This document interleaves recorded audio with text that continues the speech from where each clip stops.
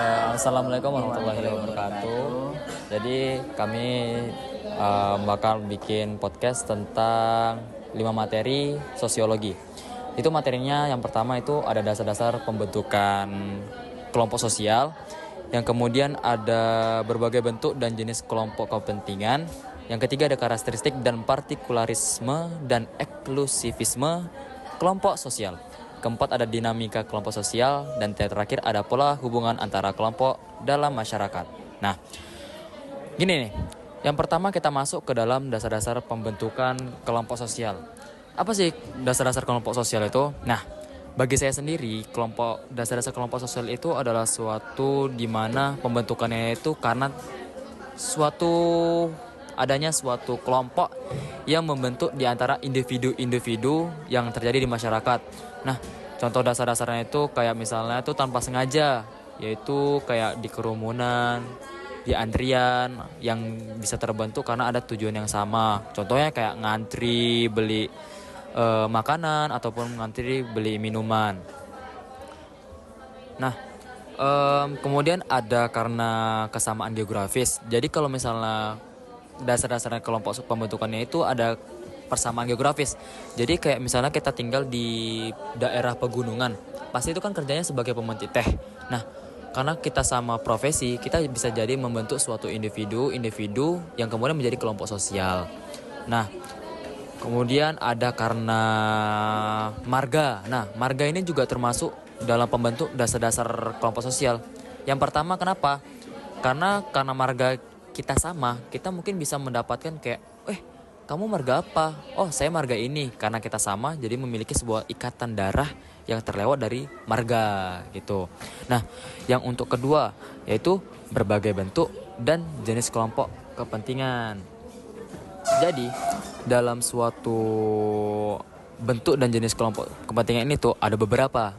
Yang pertama, ada karena itu terbentuk kayak kelompok asosiasi. Nah, kelompok asosiasi itu terbentuk karena adanya suatu tujuan ataupun suatu pembikinan yang dimana tuh dia itu membentuk suatu organisasi tersebut karena mereka menyatukan suatu cita-cita atau tujuan yang sama.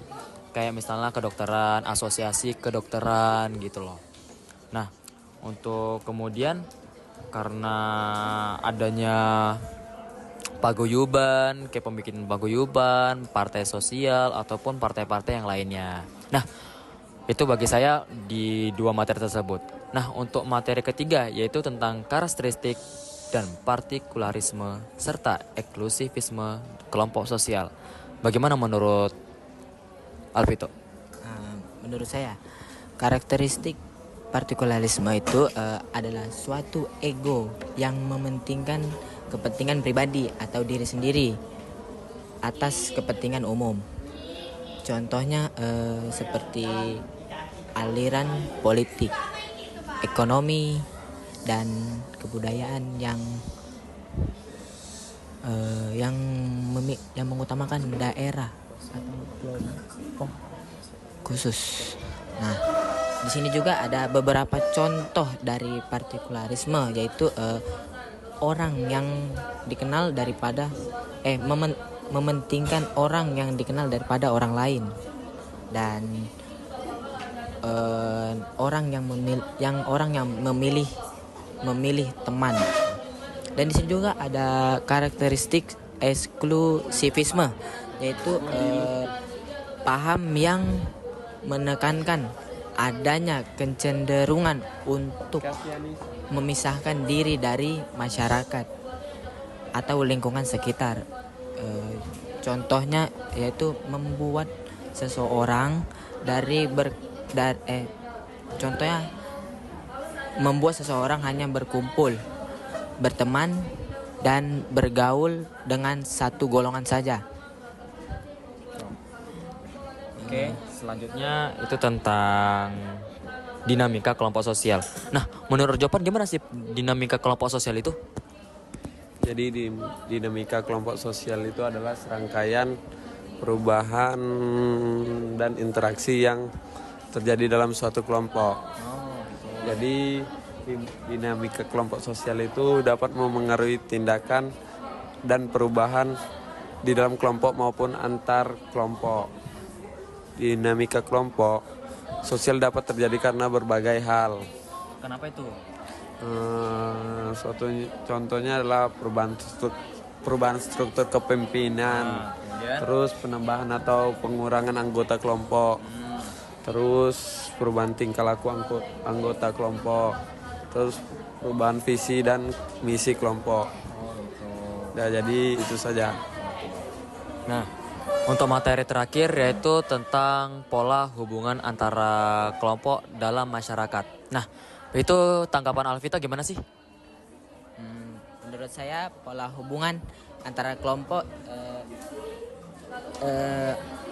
dalam kelompok sosial tentu saja memiliki beberapa pola hubungan yang menjadi dasar dari kelompok sosial tertentu. Nah, pola hubungan antara kelompok sosial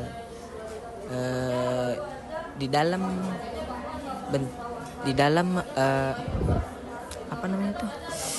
Dalam permasyarakatan Ya dalam permasyarakatan mana ya? ada sebuah ikatan-ikatan pola-pola yang mungkin terbentuk ya gitu kan. Antara kelompok dan masyarakat. Jadinya kayak saling terikat gitu. Ya, saling terikat gitu. Ya. Nah, dan Contohnya ya seperti akulturasi, dominasi, dan integrasi. Nah, Dah situ aja pengamatan saya. udah. Oke. Sekian yang bisa kami sampaikan tentang materi-materi kelompok sosial. Kami pamit undur diri. Apabila ada kesalahan kami mohon maaf. Wassalamualaikum warahmatullahi wabarakatuh.